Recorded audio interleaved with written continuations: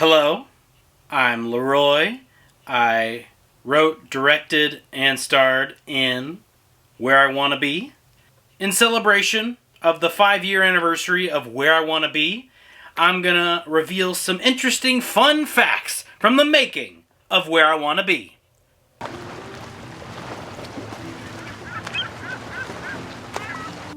Alexis, excuse me, don't listen.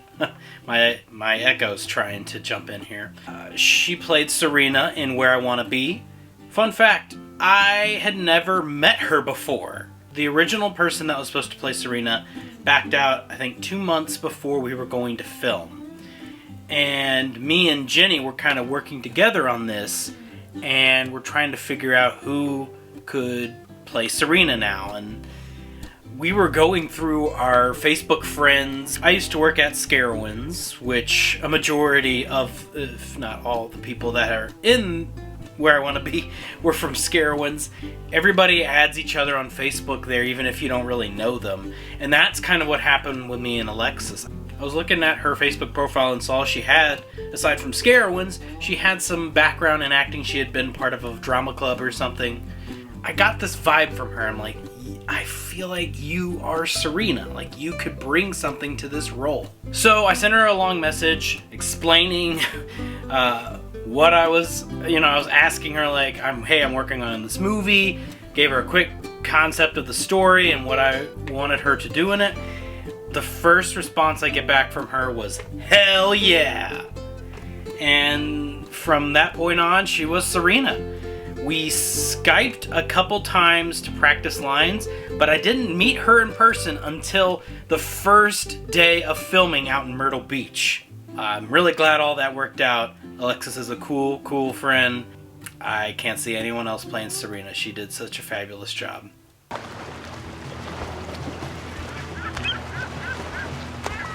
One of my favorite shots in the entire movie is probably about 5 seconds long, and then at the very beginning. In the intro, we see clips of Myrtle Beach's boardwalk, and one scene in particular shows this big dragon animatronic that's in front of one of the shops. And I was recording it, and a pigeon flew in and crawled into its mouth, because clearly it has a nest in there, and I'm like, like, I couldn't find a better way to capture just it felt like the perfect description of Myrtle Beach. It just was artistically beautiful. I remember I was freaking out and Jenny was right there. It's like, what is it? Like, I just recorded a pigeon going into the dragon's mouth. I was so excited. And again, it is just one of my favorite shots. It's just beautiful.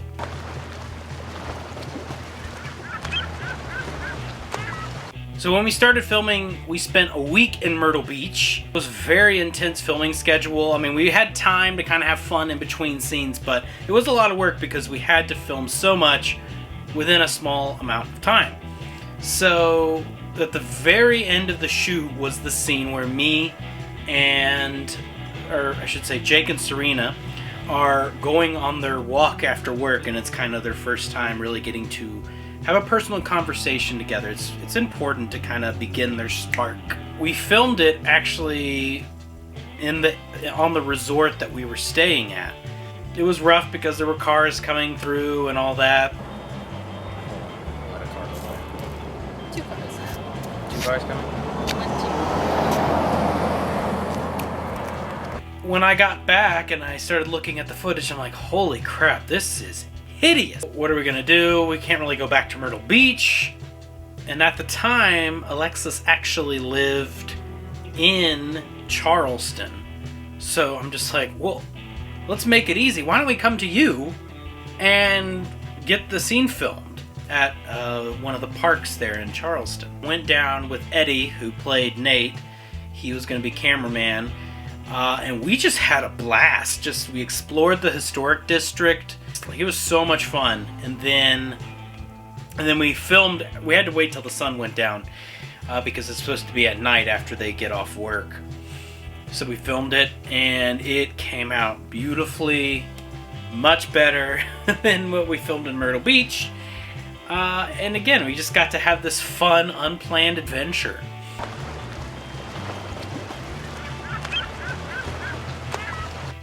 The Triple Cheeseburger. So, in the script, I had it written that Derek was supposed to eat this giant triple cheeseburger. He was supposed to be this guy that always ate, like, crazy junk food. And he had the triple cheeseburger, and he accidentally spills some in his lap. And that makes Jake have to go get napkins, which he runs into Serena. We get to the boardwalk, and we're trying to film that scene, and we realize there isn't a place that serves triple cheeseburgers. We looked around the boardwalk and just couldn't find a place that had actual triple cheeseburgers. Funny enough, we ended up in an Italian place. Like, we actually had to ask for them to please make a triple cheeseburger, and they were thankfully very willing for us to do that for us. So we got an Italian triple cheeseburger. Davern, you know, he really took that bite of the cheeseburger and all that sauce came onto his lap. And he actually got a stain on his nice jeans. I felt bad. I hope he's gotten them out since then. But yeah, I remember he kind of like, yeah, I got a stain from doing that.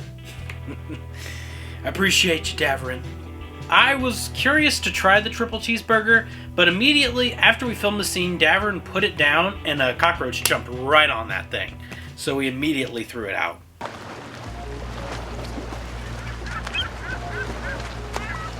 Nightmare Haunted House. They were incredibly nice. I reached out to them months before filming, and I was texting back and forth with one of the head guys. We came in to film. All the boardwalk scenes were filmed in the same day. We spent a whole day there. So we went to Nightmare Haunted House, and it was these two guys that were working that night. They were incredibly nice. They never asked us to pay or anything, and we just walked through their maze, and a lot of that wasn't really acting for us as far as being scared, because we didn't know what they were going to do. I specifically told them they have to come out with a chainsaw at some point. That made it more nerve-wracking, I think. It was a lot of fun, and a huge shout out to Kim, who played Kim in this movie. She was the camera woman for that scene. She hadn't walked through that maze before, and she had the camera and holding a flashlight, walking backwards the entire way through that maze. That was just badass. So huge shout out to Kim for that. Also, a big thank you to Nightmare Haunted House, because that was one of my favorite scenes from the movie. It was just so much fun to film, and it was such an incredible opportunity.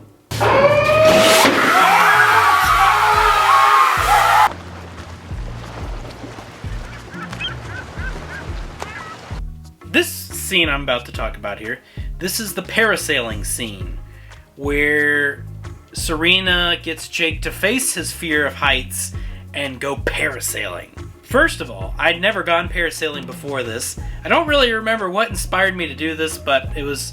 Oh, no, originally he was supposed to get on the slingshot. That's what it was.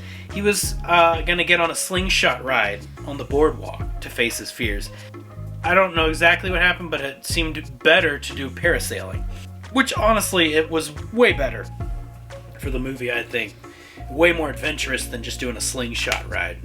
The funny part is, in reality, the roles were flipped. I don't have a fear of heights, but Alexis, on the other hand, she had a very real fear of heights. But she was a real trooper. She was like, I'm willing to do this for this movie. So we lift off, and once we get up there, she's definitely freaking out a bit at the height. Thankfully, we picked a time period where it wasn't that windy, so it wasn't like shaking or anything. We saw like stingrays, and I think we saw a shark out in the water too. It was really incredible. I gotta go parasailing again. I haven't done it since, but I would absolutely love to do it again because it was just so cool. But yeah, I remember Alexis really needed to hold my hand the whole time just to keep her comforted, and it worked for the scene because, you know, we're supposed to be in this early dating phase, so it worked out. But I commend her for facing her fears for the movie because it was such a good part of the movie as well.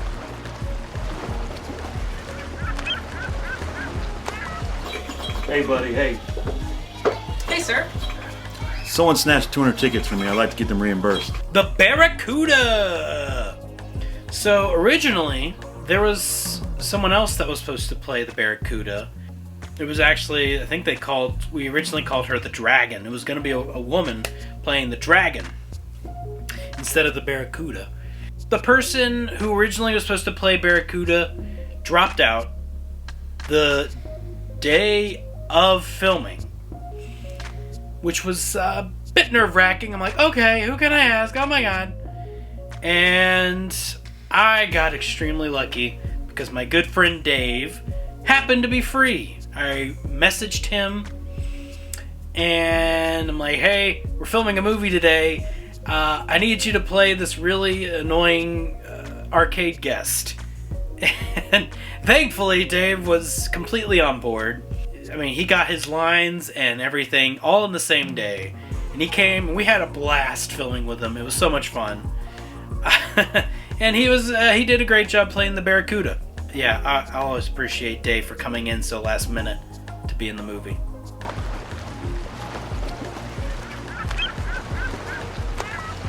So we filmed at the Gay Dolphin Arcade, which is a part of the Gay Dolphin Gift Cove, which is my favorite store on the boardwalk. So we went and filmed at the Gay Dolphin Arcade. The people that owned it were extremely nice and gave us permission to film there during their operation day. So one of the first things I did when we got there, I'm like, all right, everybody, get some tokens and go play some games. We have to feel like we work at this arcade. We know it's in and out. So we got to play some of the games so we seem familiar with it and get comfortable with it. So we went out probably for about an hour. We went and played some of the different games before we started filming the actual scenes for the movie. Kim got it. Kim won it herself. Oh my god, Kim. But she moved all the stuff out of the way for me. We found you.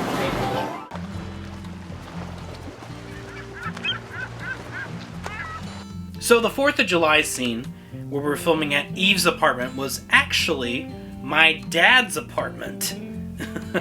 And that was really cool for me because I started making movies when I was in 2nd grade, and my dad would bring out the old VHS camera. He would film me and my friends making movies, and it was an honor to actually have him play cameraman once again for this movie. All the scenes, for the most part, that were filmed in the apartment were filmed by my dad. So it was really an incredible moment, like a full circle moment, where my dad got to be cameraman again in one of my movies. It was a really good feeling. On top of that, one of the first people to be in my movies when I was a kid was my sister. She played a role in the very first movie. Say, Kelly, you're gonna mess up our tape! And I got her to play an extra in the background of that party scene. It was just really special to have my family there who had been by my side making these movies since I was a wee lad.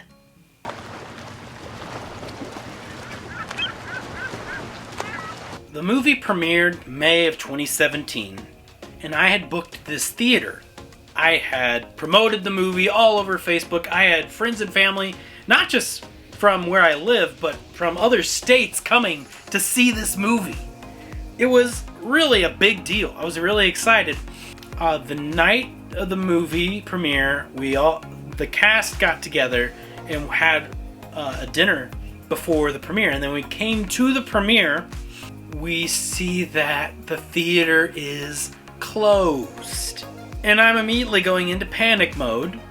I was panicking because, again, I had all these people coming from all over for this one night to see this movie I had spent so long to make. Me and my friends worked so hard to put this movie together, and all of that was about to go up in flames.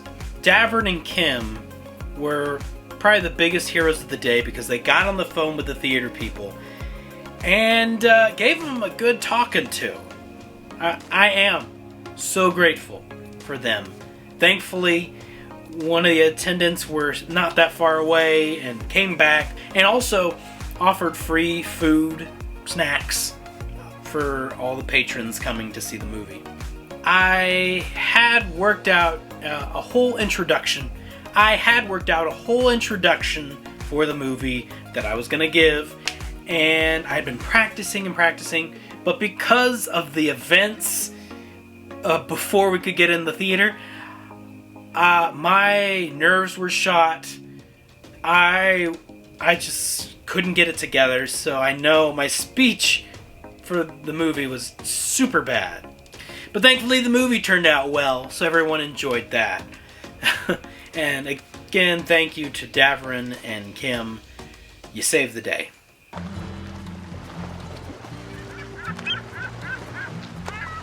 I didn't make this connection until a good bit after the movie had been made. I had an aunt who I never got to meet. She unfortunately passed away at a very young age, and I didn't put two and two together until I was really going through some family stuff and remembered her name was Becky, or Rebecca. And I had named my character, she was Rebecca, but went by Becca. I'm like, holy crap. I subconsciously named my aunt character after my real aunt. It blew my mind, and an unintentional, honorable nod to my aunt, Becky. That was really special and really cool.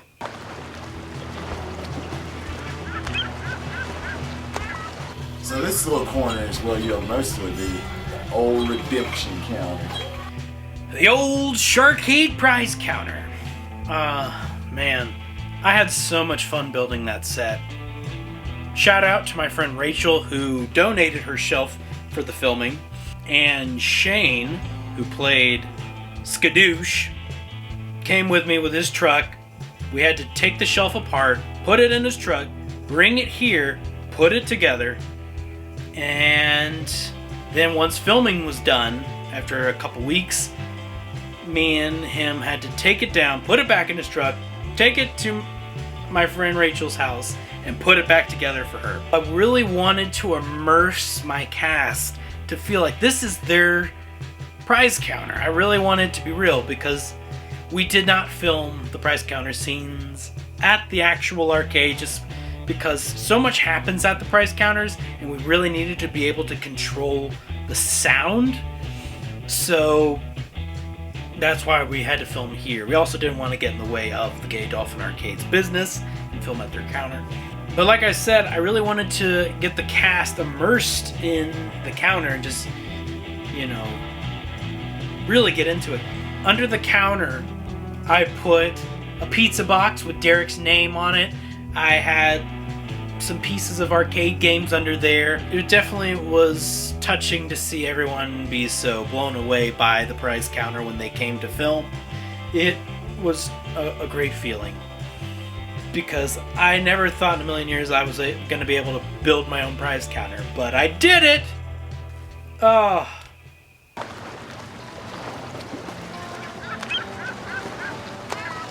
My inspirations.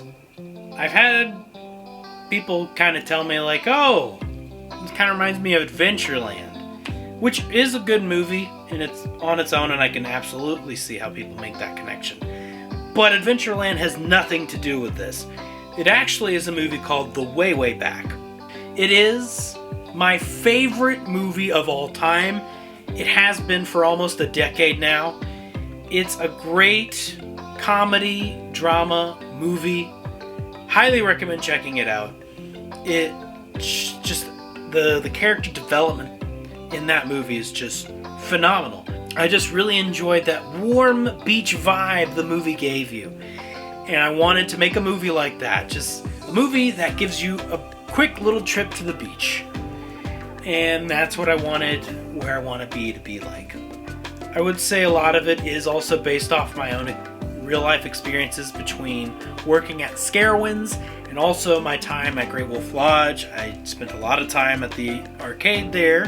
So putting those experiences together help shape some of the story as well.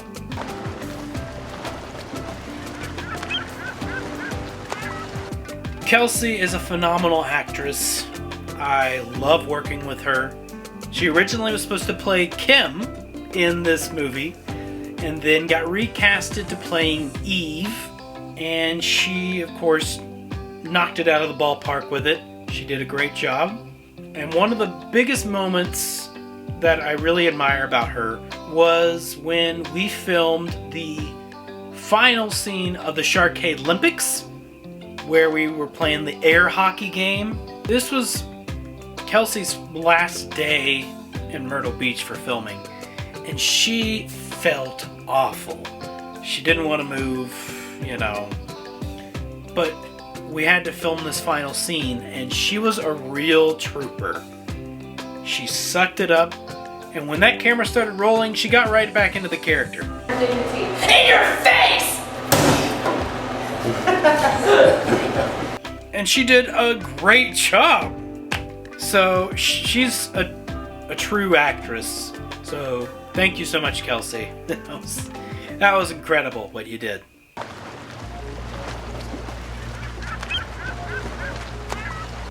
As far as ever making a sequel to the movie, I've always been hesitant. I kind of liked leaving what happens next to the interpretation of the audience, to come up with their own ideas of where the characters go. But I love these characters so much, I have toyed with the idea. I have tried to write a few short stories about different things that happen at the Sharkade after the events of the movie. If you guys really would like to see that become a reality at some point, let me know.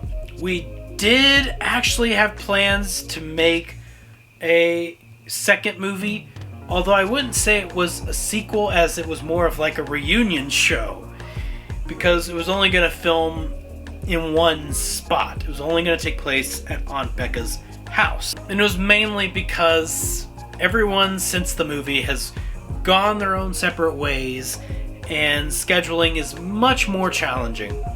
So I wanted to make it as easy as possible for everybody.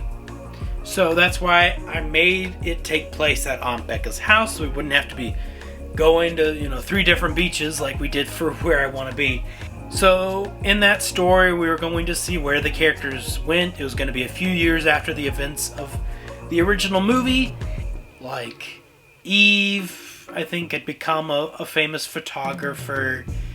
Nate did something with cooking. Kim and Derek ended up together. Kim was possibly pregnant. Just a fun, wild ride. And Jake, of course, had finished college, had gotten a job at a resort near Charleston. And he finds out that Serena doesn't live in Myrtle Beach anymore, that she's working at a turtle sanctuary in Charleston. And at the very end of the movie, we would see Jake get a FaceTime call from Serena, and the two kind of rekindle their friendship and talk about, oh, we're going to be neighbors soon, and the camera fades. Fun fact, I actually did film that scene. I got with Alexis, we filmed it over Skype, and then I filmed my part actually when I was on vacation with my family.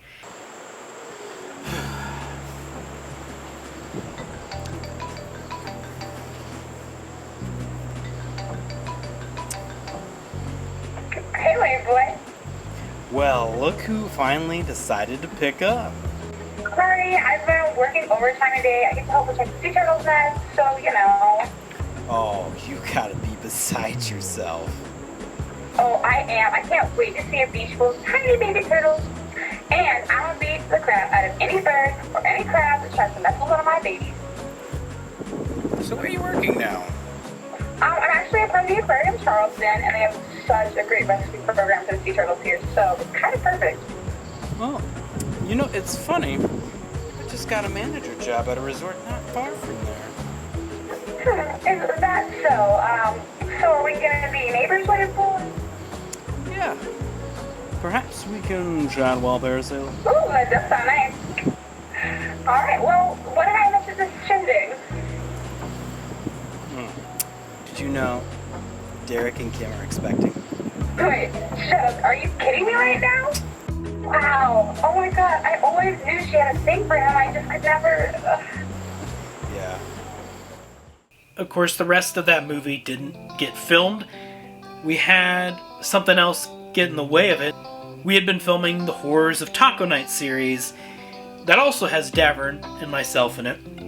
And Jenny. That TV series, we filmed it most of the summer and it started going into the fall, which was originally when we were going to make the sequel to Where I Want to Be.